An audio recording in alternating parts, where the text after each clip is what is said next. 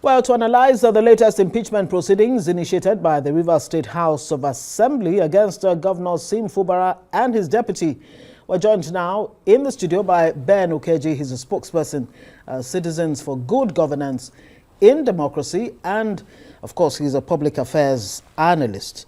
Thank you so much for joining us on Newsnight. Good to have you. Thank you. And a happy new year. I guess it's still a fresh, year, 2026. First, let's get your thoughts on this latest development. The third impeachment move, or process, if you like, against the governor, in spite of the fact that he belongs to the ruling APC, having decamped, of course, from the PDP. The people who are seeking to impeach him also moved from the PDP to the APC. They're all in the same party, so there's no guarantee. Yeah. Your thoughts? Okay, yeah.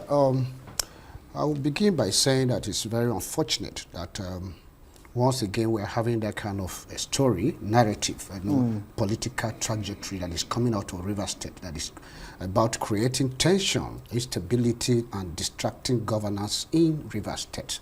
You know, we have been on this road before. Right. I mean, like you say, twice within the space of 2-3 years. And that is much undesirable.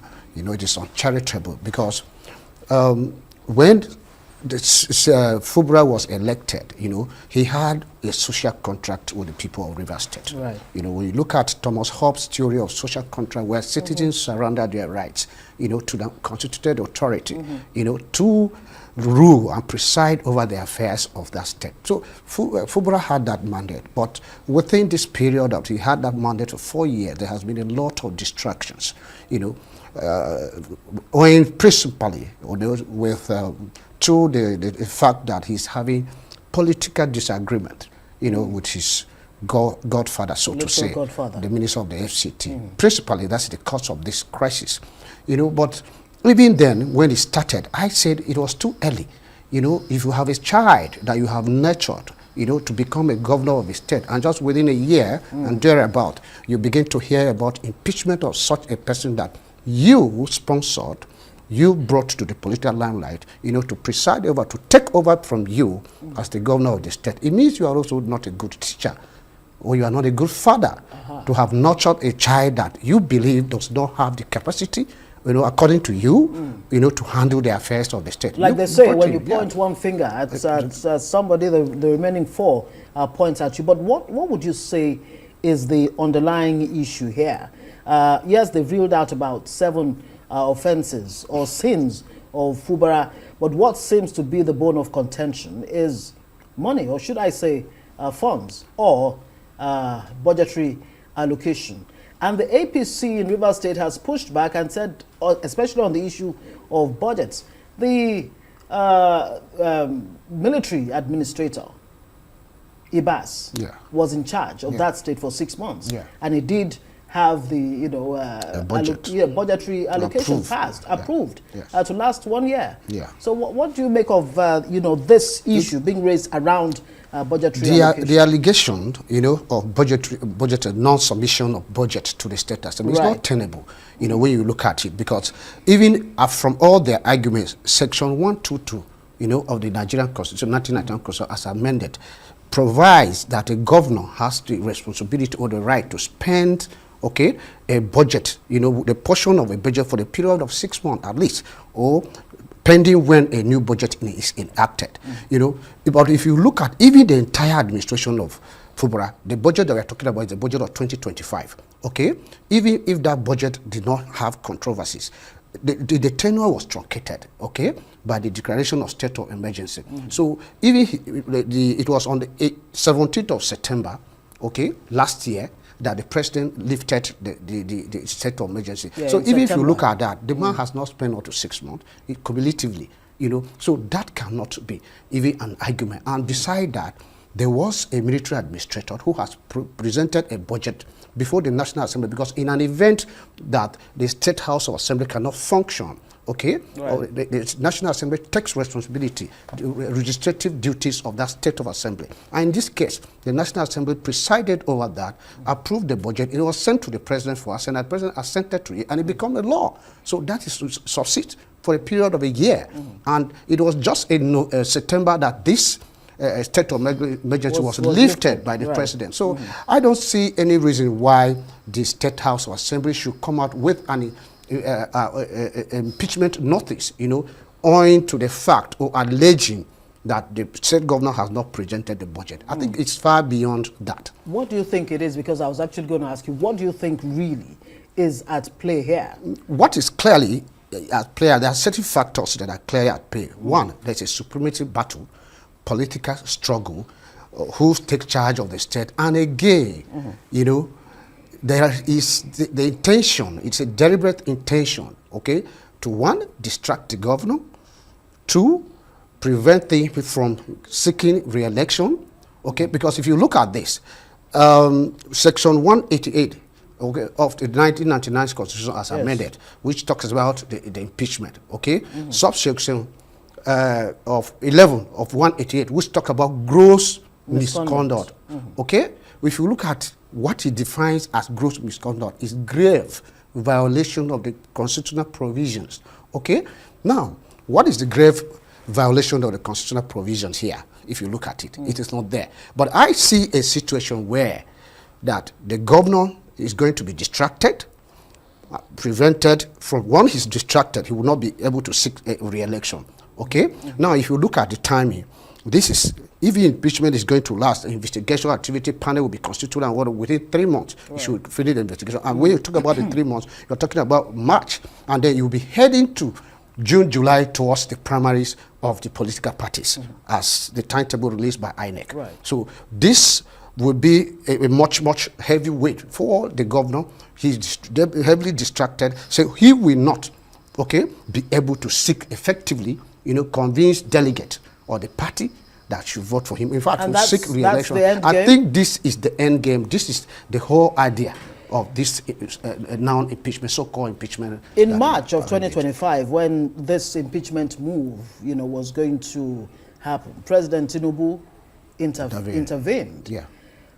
What can save Fubara now? Can he survive this move, in spite of the fact that the APC in Rivers State has rejected the impeachment proceedings commenced by the Assembly? How far can that even go? How much difference would it make? I think the governor should be politically smart, smarter than what he is today, what he's doing today. In what way? No, because if you look at this, just like I've analyzed now, yes, his move to the APC was tactical, swift, correct, and politically correct. That was to save himself from a lot of some of these issues, this political muzzling and those muzzling of his person and the governance of Rivers State. Right. Now he's a member of the card-carrying member of the All Progressive Congress. He belongs to the same party with Mr. President. After the time the president intervened, he was still a member of the PDP, the same with his godfather, the minister of the FCT. Now, he is a member of the ruling party. Okay, and I think the president has greater responsibility to intervene now. Right. And the president's intervention should not just be about Fubara and Wiki. It's about the state, the Rivers State, the people, okay? The people that voted, the people that trusted their mandate in the hand of Governor Fubara. Yes. Again, it should be about the sanctity of the political system in Nigeria. The world is watching. Let's even stress that point more, because number one, the issue of the implications of Wike's fight. Yeah. Wike, I wonder if you can actually say he's a member of the PDP, the opposition People's Democratic Party. He's been expelled from that party, was given a certificate of expulsion. He's the FCT minister. What are the implications of this fight against Fubara, who is in the same party with the president? No, the implication is on the president or on the Wike or Fubara. Now, if you look at it, the implication on the minister is himself. He's fighting a political battle. If you look at his statement recently, he has pushed the PDP to a point that himself, the PDP is shaky. The PDP legal status is shaky, is doubtful. Even though I believe that the Turaki-led faction of the party should run the party, because if you look at the Supreme Court ruling that say an internal affairs of the party. Right. Okay? Now, but the minister has played that game to a point that he ended up destroying, I believe he has destroyed the PDP. And the PDP is in a very bad state now as we speak. And that's why you can have a lot of governors moving out of the party because they are not sure of their fate, of running election on that political platform ticket. Now, he is fighting to maintain relevance, okay? That's what he's doing, but some would say he's overreaching his... no, actually, he is. Because if you see that Fubara has moved to APC, maybe he didn't anticipate that Fubara was going to take that kind of an action. Right. And Fubara did. That's maybe shocked him, they will surprise him, take him in aback. So he wants to now create a situation that will see him as the leader of the Rivers State politics. If you look at recently, his movement around the local governments, what gives you that authority, that powers, that constitutional power mandate for you to be going around the local governments that you are doing a thanksgiving visit? You are not elected in Rivers State. You are an appointee. How does this rub off on President Tinubu? Yeah, I Who think is his employer as the FCT minister? I think the president, I regard him as a political strategist. But he should rein in on his appointee. He should be able to call him to order. These things are actually rubbing up because the Rivers people, the ordinary voters in Rivers State, may end up rubbing this thing on the president. They will feel it is the president has empowered his appointee, to do some things that those who do not agree with Nyesom Wike would definitely be angry with the president for giving his appointee excessive powers to operate. But those who agree with him, of course, will be in the good books and favor of the president. But those who actually did not agree with him, and if you look at it, I am not from Rivers State, but you could see comments from the Rivers State that it's becoming too much. Rivers State is not the only state in Nigeria, for God's sake. Yeah. Every time you have this crisis, political tension there, and then the international community is watching. Whatever we do here, okay, the politics is being reviewed across board, and when a particular state is always in the news for bad reasons, it didn't go well for the entire country. Amewule actually says, in this impeachment proceeding, he says Fubara and his deputy governor are a threat to our nascent democracy. That's very heavy, coming from, the speaker there. I think we should just take this quick report and we'll come back and conclude on this conversation.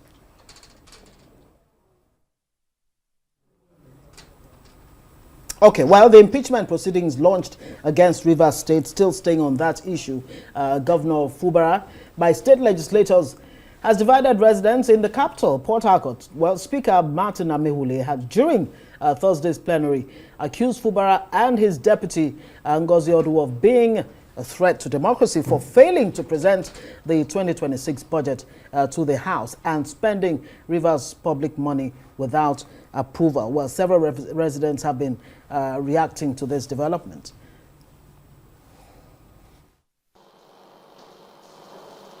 Ongoing plenary at the temporary chamber of the Rivers State House of Assembly located within the legislative quarters, where lawmakers converged under a tense atmosphere to conduct Thursday's impeachment proceedings.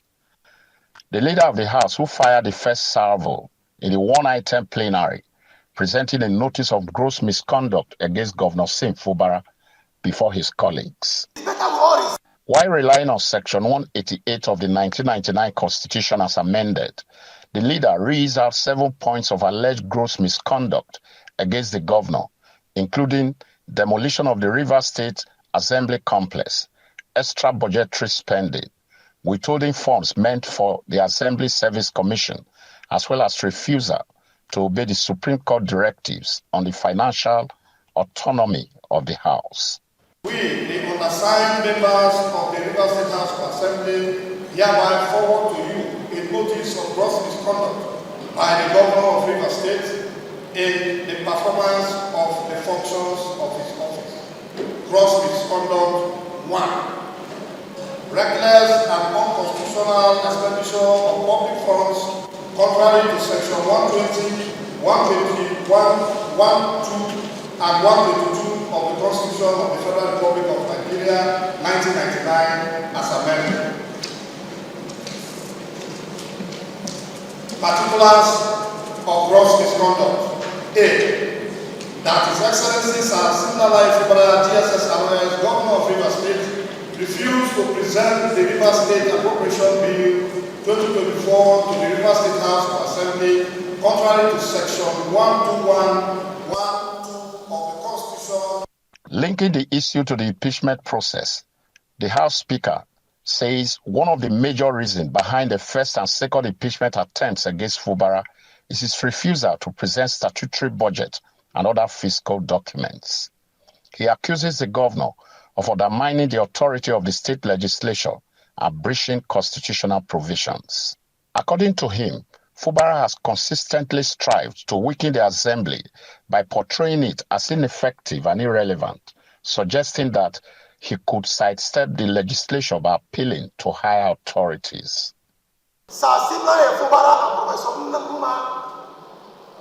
Although they are nothing but a threat to our nascent democracy. If they are allowed to remain in office, I don't know what will become of our democracy. And they are moving about from place to place, spending taxpayers' money without approval. Part of what led to other efforts to impeach them, first impeachment effort, second impeachment effort, has to do with refusal to present budget. Mr. President has called several meetings which we attended. Our leader, His Excellency Wike, has called several meetings. I have attended meetings with the governor, and we have called on him, present the budget, something that is in line with the Constitution. He says he will not, he's above the Constitution. Nothing will happen to him. If he does not present it, he will meet the President, he will meet the National Assembly, they will tell us to leave him alone. And he has been boasting about this. We will continue to allow this to happen. We sit here, elected people, and we cannot follow, we cannot enforce the Constitution. Then why are we here? Why are we sitting here? Why were we elected? For how long are we going to allow this to happen?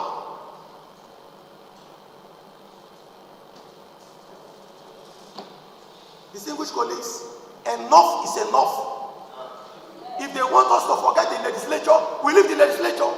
Let only the governor and the deputy governor spend as they like and eat our money and do as they like. Why were we elected? Why do we have the legislature? Why can't we be allowed to do our job? After consideration, the 26 members of the Rivers State House of Assembly then signed the impeachment notice with Speaker Amehule informing his colleagues that the notice will be served on Fubara in the next 7 days before plenary was adjourned till January the 15th.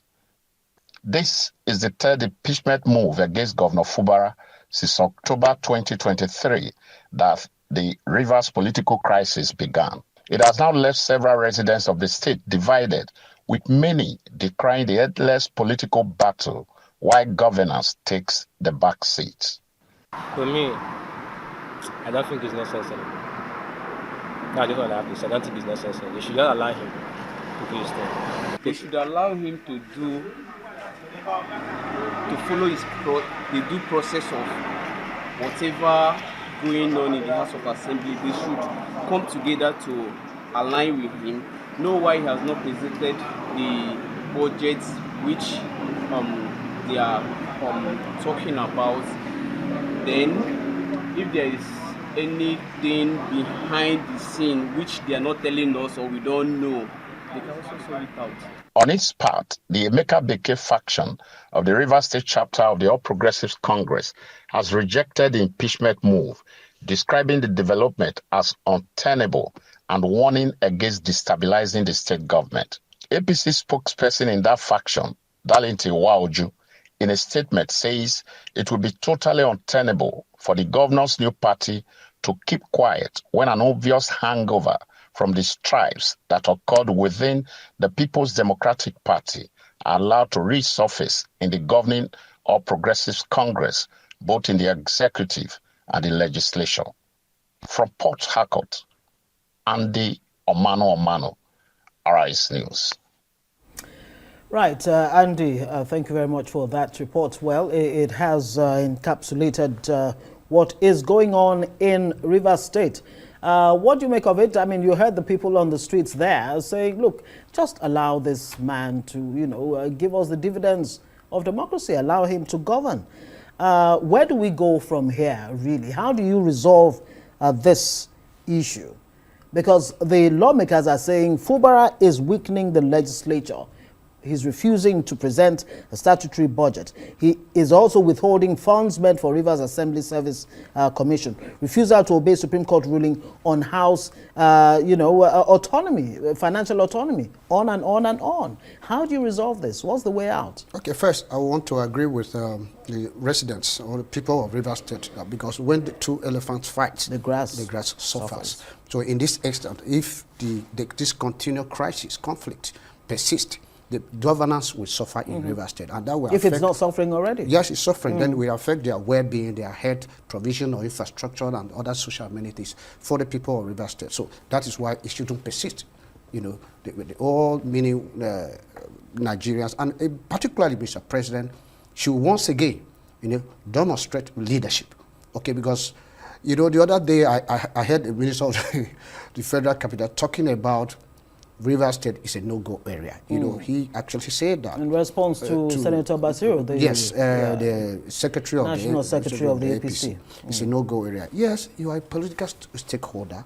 You are, in your own right, a leader of the state, in your own right. But that does not make the state belongs to you. Even the person who funded the state or who was responsible for the creation of the state cannot hold the state and say it's a no-go area. Even Mr. President cannot say Nigeria is no-go area because collectively we are citizens of the country and we have rights into the country. So where do we go from here? Okay, where I think we should go from here is once again dialogue. It is important. It is necessary. That's the only way out now. Political solution may not solve the issue because if you continue with the impeachment process, like I say, the crisis persists.